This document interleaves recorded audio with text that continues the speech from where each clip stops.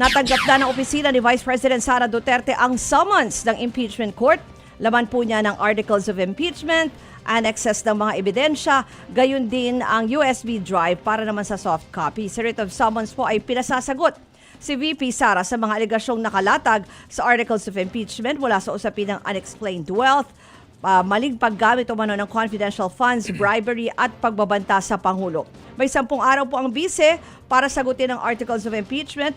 Kapag hindi naman sumagot, ay matutuloy pa rin ang paglilitis. Bagamat sinabi naman ng kampo ng bise na tatalima sila doon sa anumang ihihilingin sa kanila ng impeachment court nang naaayon sa batas. Oras naman po na magsumite ng kanilang reply ang kampo po ni Vice President Duterte. May 5 araw ang House prosecution para sumagot.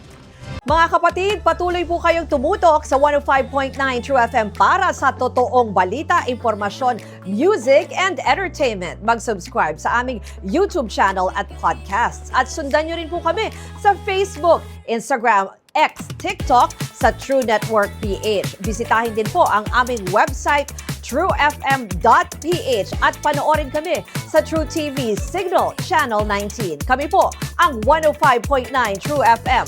Laging true sa'yo, kapatid!